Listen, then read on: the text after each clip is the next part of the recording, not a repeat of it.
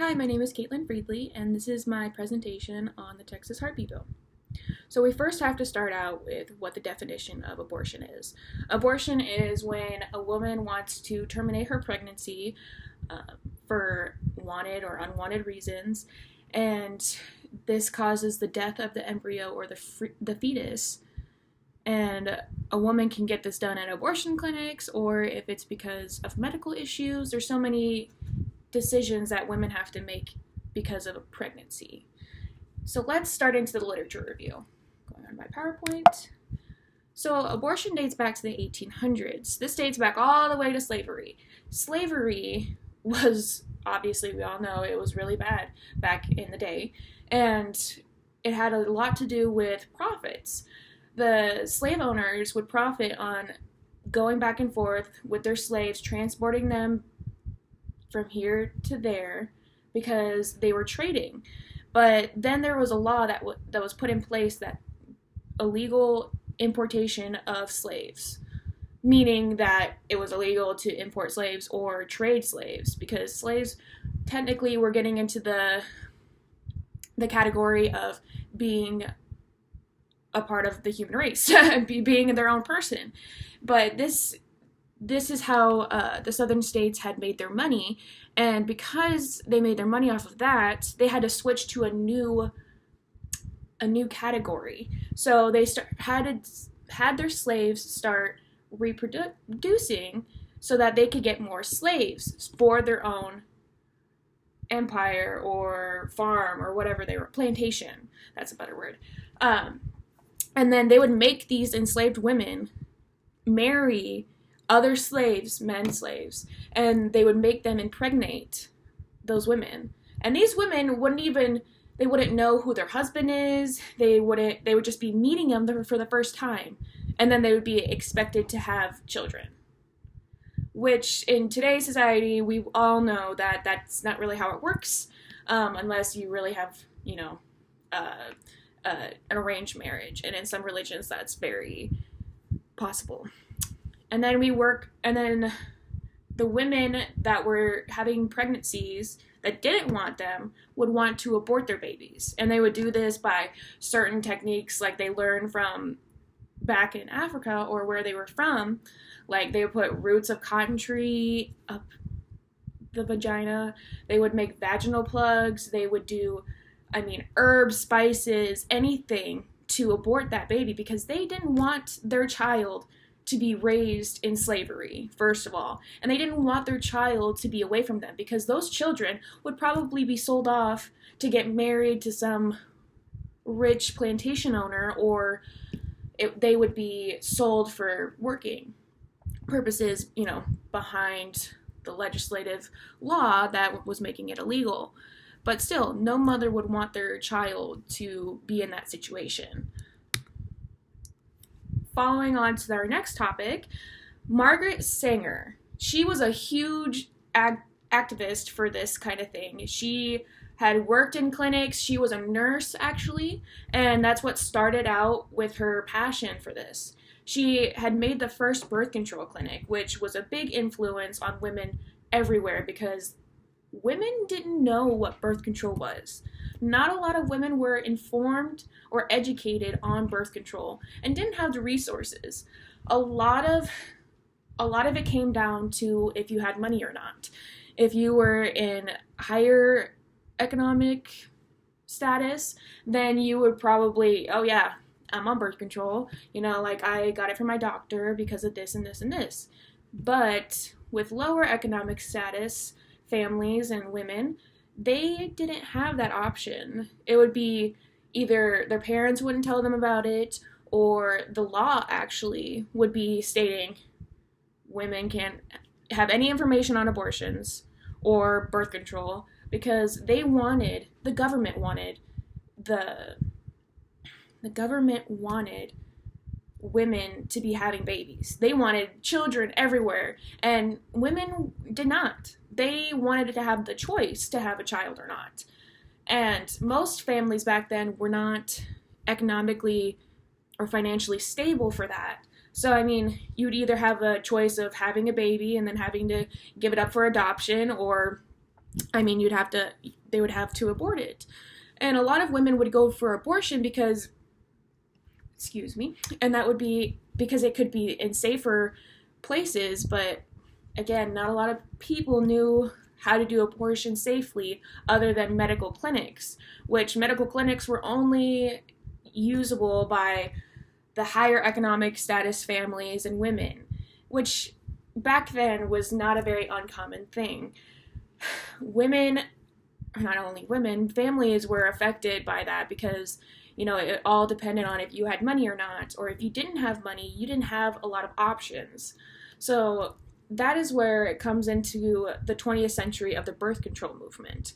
That was when it discussed about the condom being first created in 3000 BCE. The condom was, I'm pretty sure it was a bladder that was used and dried up and was very elastic when it was first made. But now, obviously, that we have made quite the improvement for birth control and like condoms. And then 40 states had passed abortion laws around the 1890s, which is crazy because the thing that was influencing them was the religion. Like, government was involved with religion. Like, to be more specific, the Roman Catholic Church.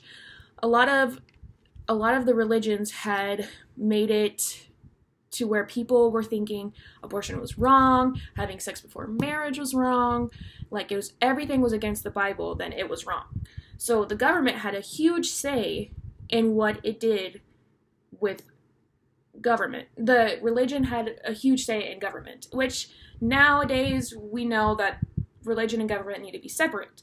But back then, they were very involved with each other. And that's how the Comstock law came in act. And that was what I discussed earlier when the birth control was not allowed to be given to women, or information was not allowed to be delivered to anybody, especially by mail. And this is when I come into the Texas Heartbeat Bill. It was first created in 2021, this year, and which, shockingly, if you look back in the history of abortion, that was one of the first cases that had been brought up when Roe versus Wade.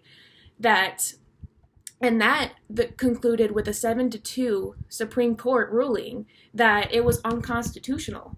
But now they're bringing it back and trying to reenact it again, saying that if you have a fetal heartbeat, then you cannot get an abortion legally. But you can travel to other states for abortion. But the issue is that we are still dealing with all of these issues with abortion, even though all the way back then, it was already decided that it was unconstitutional. So when in reality we look at it now, it's going to be continuing in our society for years and years, because not only women, but like everybody is going to be fighting for their rights. Okay, moving on to my next slide. Criminological theory. I used the general systems theory, and that was by Ludwig von Bernstein in the 1960s. He had proposed it as focusing on like the wholeness and the pattern of the relationship, hierarchical order, which has to deal with, like lower class, upper class, middle class. This is when the theory had dealt with courts and how they deal with abortions.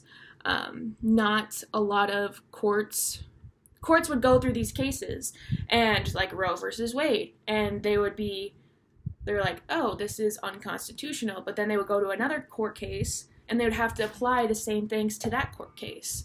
But nowadays it doesn't work like that. We are still fighting for a case that was solved, or not solved, but a case that had been initially out there and finalized, and now we're questioning it in our government. I just think it's really interesting. And I also, in this theory, I also linked crime rates to abortion. And I know that it's not very common to look at it from that point of view or perspective, but I think that if we had abortion that was illegal, say, and and I was a pregnant woman and I was trying to have an abortion, I would have to go out of state or I would have to do an abortion by myself the non-correct way, unsafe way, and then I would be hurting myself or I'd be hurting others on accident. But there's a lot to do with the crime rates and how they link to abortion. Like, if we legalized abortion, it states in the data that crime rates would go down, actually, which is really shocking because when you think about it, you're like, crime rates, abortion, how does that have a link? But there is a definite link. On to my next slide. My case review. So I first started out with Griswold versus Connecticut in 1965. This had ruled that 72 Connecticut statute was unconstitutional. This is when a woman was going to a clinic and was asking for medical advice on having an abortion. And the company or the clinic actually got sued in this discussion. And when they went to court for this, that the Connecticut statute was unconstitutional. So it was all blown over, but they still had to pay a fine because they discussed information about birth control to a woman, which is ridiculous because nowadays birth control is very openly made for women and everybody knows about, is more educated about birth control. And then we're on to the second case of Roe versus Wade. This is one of the most important cases, I believe. I feel like that this is like the main case that everybody bases abortion on. And this is what I was discussing earlier when the Texas heartbeat bill was put in place this year. And this first case was all the way in 1969, which is really weird because Roe versus Wade, she was a pregnant woman that was single, and she didn't want to have a baby. She was too young. She didn't have enough financially, or like she didn't have enough support, and she actually had sued Texas or did a case over it to declare that, saying that it was unconstitutional. A woman should have that right to choose, and the government should not have that involvement in your body. And that it actually was finalized that 3-judge panel declared Texas law unconstitutional. But yet we are going back to that today in the Texas heartbeat bill, which is trying to make it a fetal heartbeat, which is at 6 weeks usually, illegal to get an abortion. And for some women, it's not really a choice, or they don't know until it's 5-6 weeks of pregnancy. That's when most women find out that they're pregnant. So that doesn't really give them the time to decide, what do I do with this baby? And then the other case that I was discussing in my presentation was Doe versus Bolton in 1973. It discussed about an infringement of privacy and personal liberty. So this case had Doe was pregnant and she wanted to have an abortion. And this was basically like the other cases, but in this fact, she was, sorry, excuse me, I lost my place in my presentation.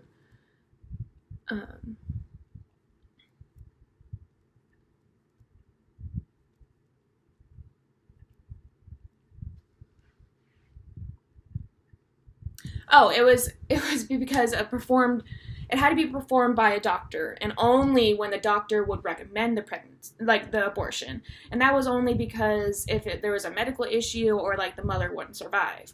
And in this case, there wasn't a medical defect or there wasn't a medical emergency to abort that baby. So he denied her request, and she went to court, and then the court had decided that it was an infringement of privacy and personal liberty. Now on to my position. My position is pro-choice. Pro-choice being women should have the choice of whether or not to have a baby or not. It's their bodies and they decide what they want. But it's actually defined as advocating legalized abortion, which, yes, I advocate for it, and but there are many reasons why women are in these situations and want to have an abortion. It's because some women can't even have kids. Their bodies can't handle it. Like people have PID, like me, to where their fallopian tubes are damaged and they cannot have kids, which causes or leads to infertility. Some people want kids, but like I said, infertility happens and they can't That's not something that they can decide about. It happens. Another thing is safety issues. Like I was stating before, some women can't handle it, or some women have eating disorders that can affect their body, which your body is what really helps that baby grow. It takes all of your nutrients and gives that to the baby. So if you are not eating that well, or if you don't have enough nutrients or vitamins in your body, you're not going to be able to give that to your baby. Excuse me. And then some people are just not financially stable enough for kids.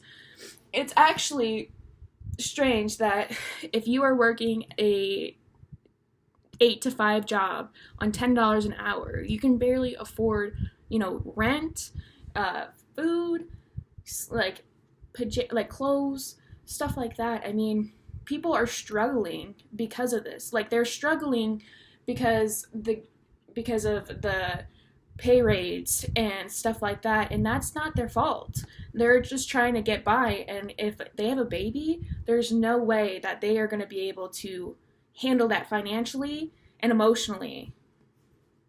On to my next slide, which is the alternative position. This is when I talk about pro-life. Pro-life is opposing abortion and euthanasia. This mostly revolves around religion. Like I mentioned earlier, the Catholic Church had a lot of involvement in in the say of abortion laws back then. But in the 1960s, the National Council of Catholic Bishops formed the National Right to Life Committee. And this is where they were supporting women, but they're like, put it up for adoption. Don't have an abortion. Babies are life. They're the best gift ever. They're the key to this world and stuff like that. But they don't look at the perspectives of some women and their circumstances.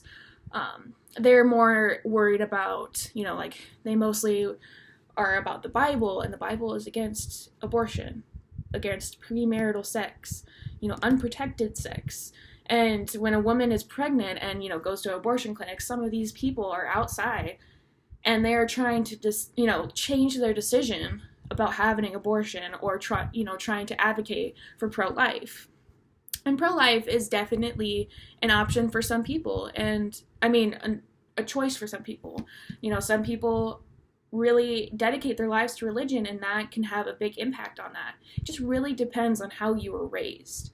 Also, next slide is my critical reflection. This is where I talked about how abortion was such a political and social issue, to where that women would have to go out of their way. If their state was made abortion illegal, they would have to go out of their way, out of state, or however many states over, to where abortion was legal, to have an abortion. Or women don't even do that. Some women just try to do it the unhealthy way or the unsafe way, which is really scary because, you're losing women because they don't want to have a pregnancy, but the state, the government made that illegal at a certain point. And, for some women, they don't have a choice. My next slide is my conclusion. So to conclude, that abortion is a huge issue, not only in the United States, but in other countries as well. Abortion has had such a very big impact on women across the United States, and people are fighting for it. Since the Texas Heartbeat Bill was put in legislation, that women are still fighting it, and that actually the FBI actually went against it and tried to sue them, but the court denied that and wouldn't even see the case because they said, this is the law now. You can't.